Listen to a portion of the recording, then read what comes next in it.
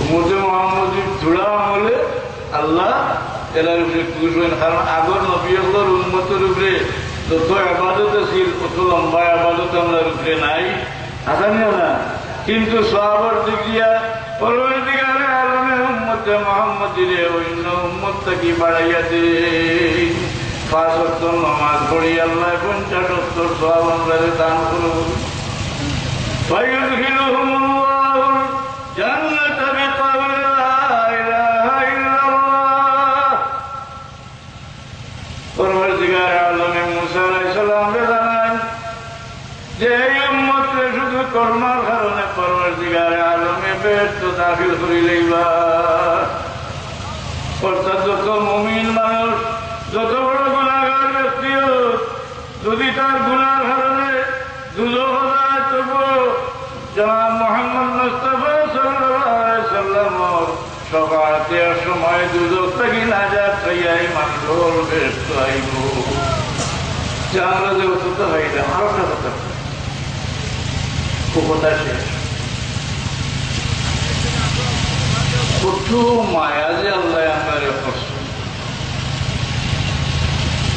খবর দেওয়ার ঘরে জিজ্ঞাসাবাদ করে ওই বলি তো জিজ্ঞাসাবাদ করে হইব যে পাশ করব, তাহলে তো ফাইনাদি মুনাদি মিনাস সামা, আসমান থেকে আহ্বান করি আহ্বান করবা আবিবা ফাফিসুহু মিনাল জান্নাহ ওয়া আলবিসুহু মিনাল জান্নাহ ওয়াফতাহু লাহু বাবান ইলাল জান্নাহ। তা কইবা নাকি যে এনে বেহেশতের দিকে দরজা, এই খবর থেকে বেহেশতের দিকে দরজা খুলিয়া দেও, আমার বন্দারে বেহেশত থেকে আনিয়া বিছানা বিছাইয়া দেও, আমার বন্দারে বেহেশত থেকে আনিয়া লেবাস পিন্দাও।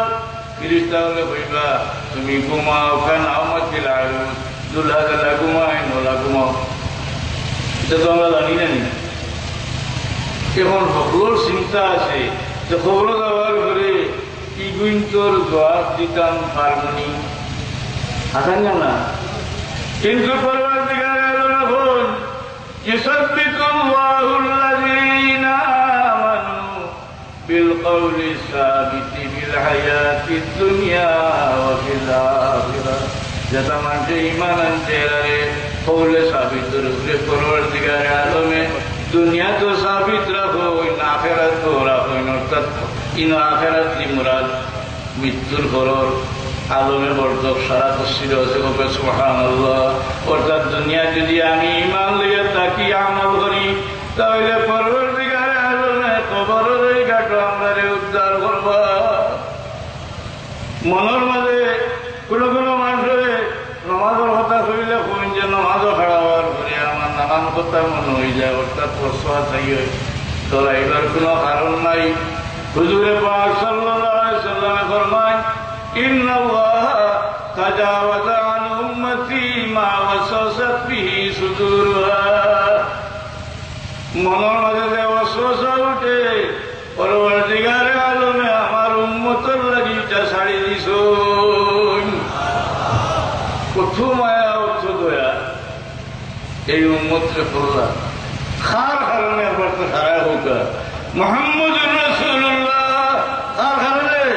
মুহাম্মদুর রাসূলুল্লাহ সাল্লাল্লাহু আলাইহি সাল্লামের খাতিরে পরবর্তীকালে আলমে উম্মতের উপরে অত দয়া করছুন। দুরূদ শরীফ পড়ে দোয়া করিলে সাল্লাল্লাহু আলা মুহাম্মাদ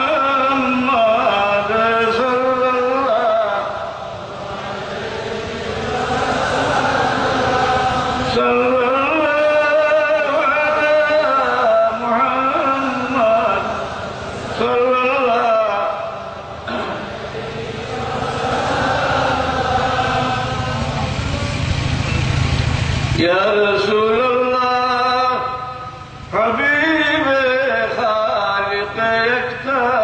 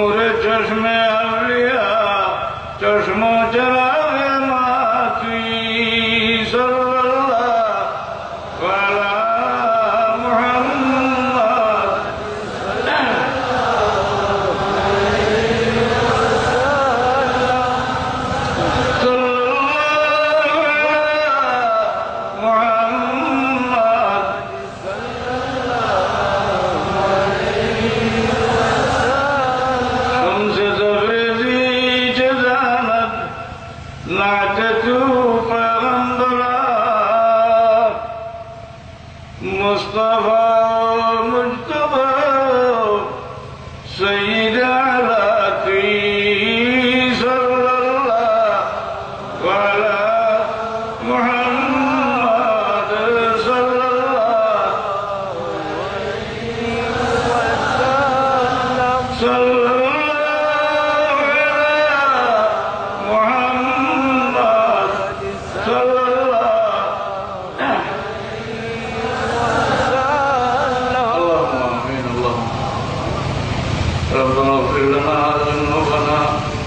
وإسرافنا في أمرنا وثبت أقدامنا وانصرنا على القوم الكافرين ربنا اغفر لنا ولإخواننا الذين سبقونا بالإيمان ولا تجعل في قلوبنا غلا للذين آمنوا ربنا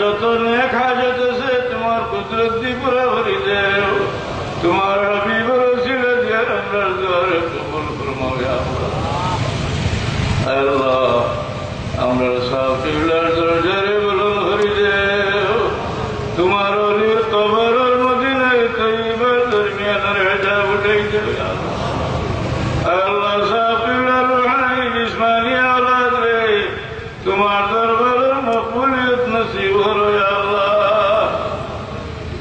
রব্বানা তাকাব্বাল মিন্না ইন্নাকা আনতাস সামিউল আলিম আল্লাহ ফিকরে গেছে চাইলে যদি না পায় অন্যের কাছে যায় রে আল্লাহ তুমি মওলার দরবার থেকে বেরিয়ে আর যাইবার জায়গা নাই আল্লাহ আমরা দুয়ারে কবুল করো আমরা সাফিরের দরজারে বুলন্দ করো আল্লাহ পরওয়ারদিগার আমরা নেক হাজত হল পুরা করিবে আল্লাহ আমাদের যে আওলাদ দিছো আল্লাহ তুই দুনিয়াতে আমাদের শর্মিন্দা করিয়ে না আসরের ময়দানে করিবে আল্লাহ এই সমস্ত মজলিসও বহুত মানুষ আশা লইয়া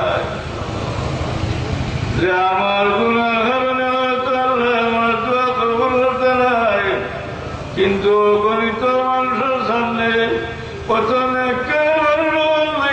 আল্লাহর কাছে যাই আমার মওলা ফিরাইয়া দিতে নাই আল্লাহ এই মজলিস নিশ্চয় তোমার প্যারা বন্ধা হলা শুনতে পারো যে আত্মাই তোমার কাছে মকবুল ও আত্মার খাতিরে আমরা দ্বারে কবুল ফরমাও বহুত মানুষে আমরা নারায়ণ মানুষ ওদের কাছে বারবার দোয়া চাইবে আল্লাহ তোমার সামনে তোমার